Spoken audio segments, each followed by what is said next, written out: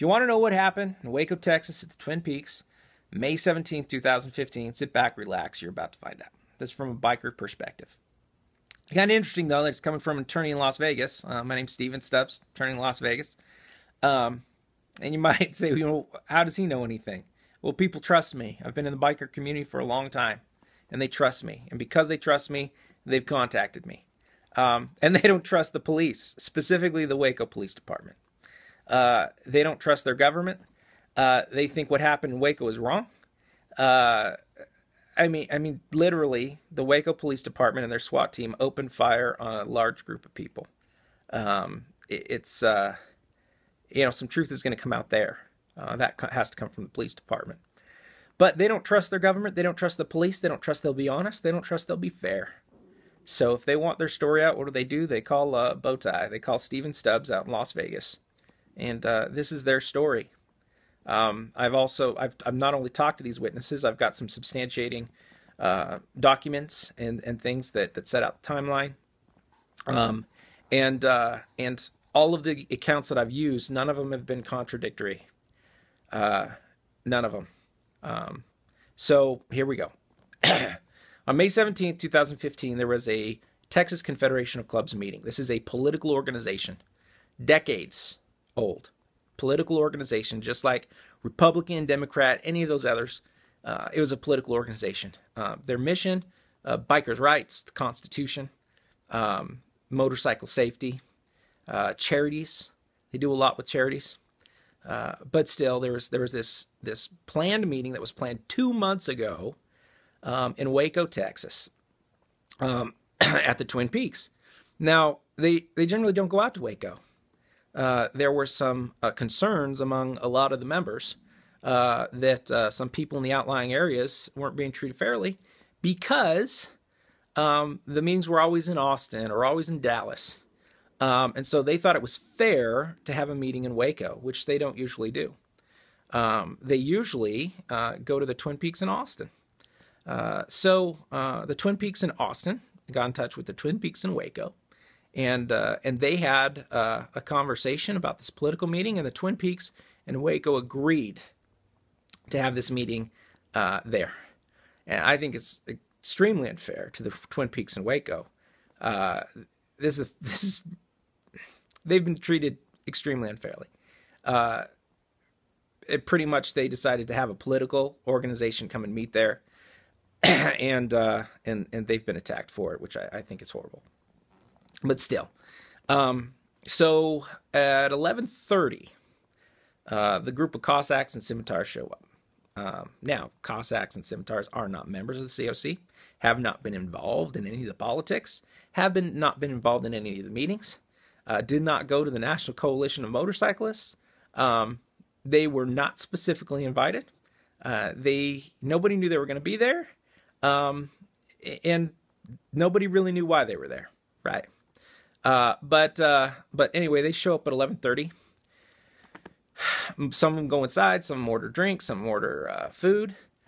Most of them stay out in the parking lot by the bikes. And they were hanging out at about 12:15, a group of 9 Bandidos rolls in, minds their own business, parks away from the Cossacks, goes into the restaurant, orders drinks, orders food. They're waiting for this meeting to start. They've received some of their beverages. They're sitting down, relaxing, talking to the people they know. Everything is going great. About 12:20 shows up, 12:20 comes around, and 7 Bandidos, about 7, my numbers may be off by 1 or 2, but about 7 Bandidos show up, and they start parking their motorcycles when a member of the Scimitars jumps out in front of their pack and tells them they're not allowed to park by the Cossacks. I have no idea why they would say that, but that's what they said. They said, no, you can't park here, even though there were parking spaces there.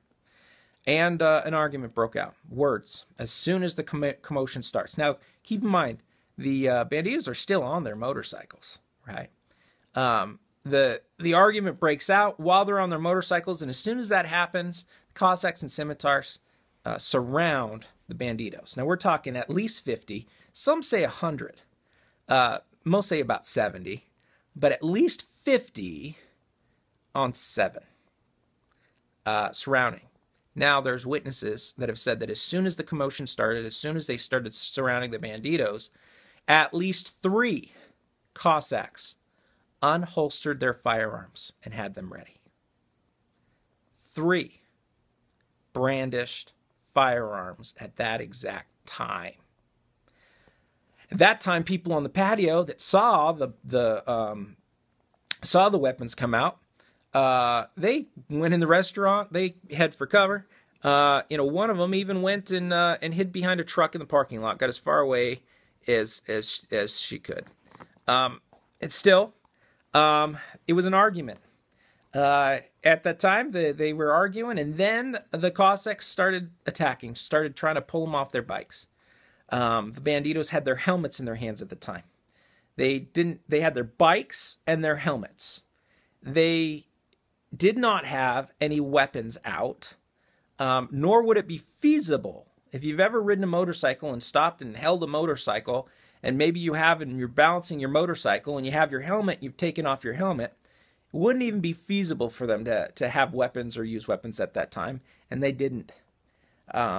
They were defending themselves with their fists and with their helmets.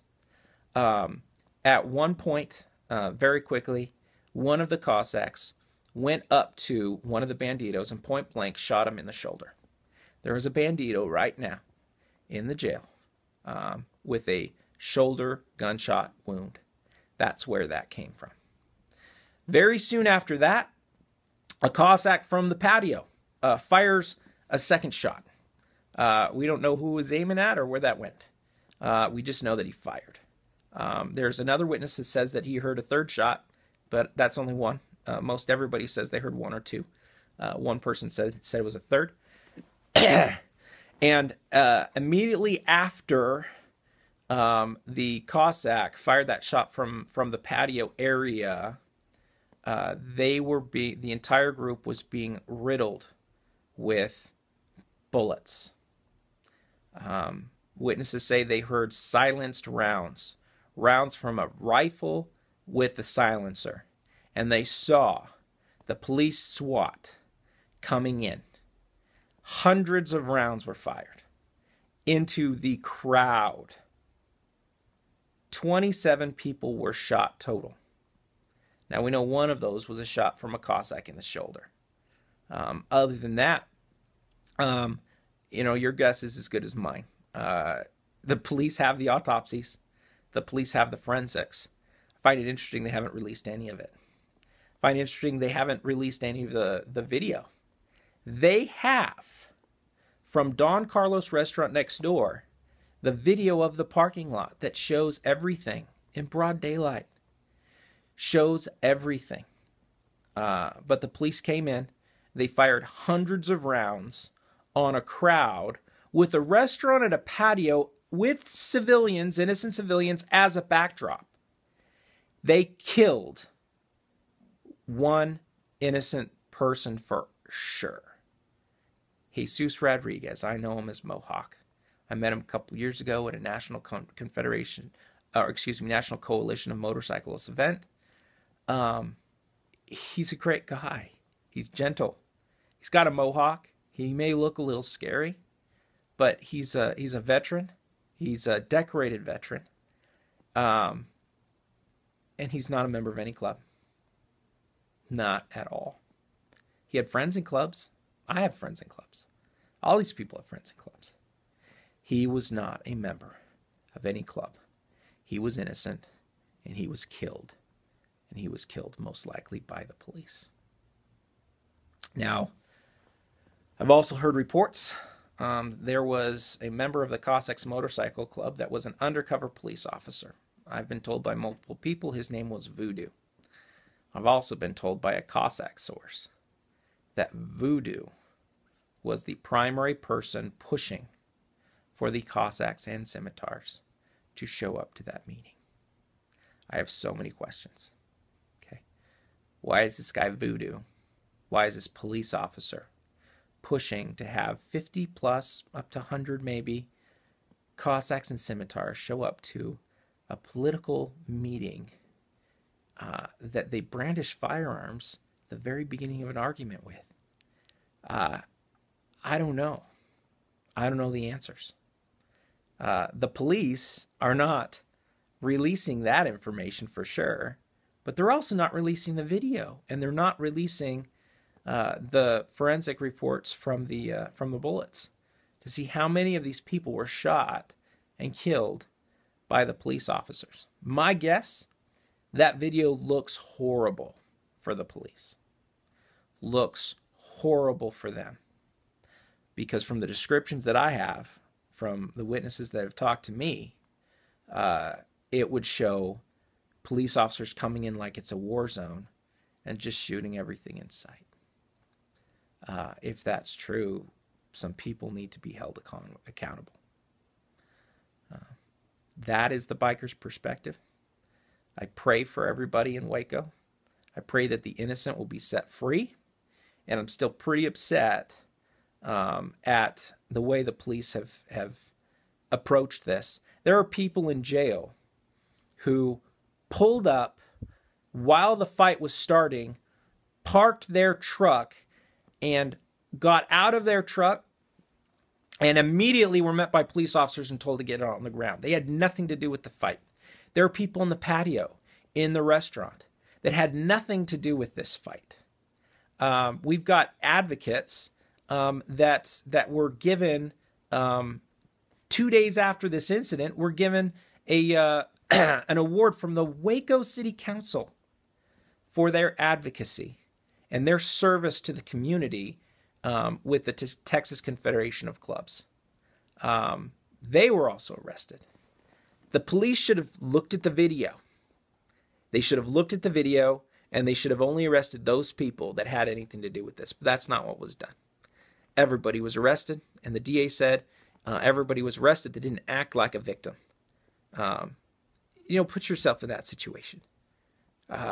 You're shot at, bullets flying, everything's happening. You probably don't even know much. But why is remaining silent a reason to be arrested? It's just wrong. A lot that's going on is wrong, and we need answers. I'm Stephen Bowtie Stubbs, and God bless.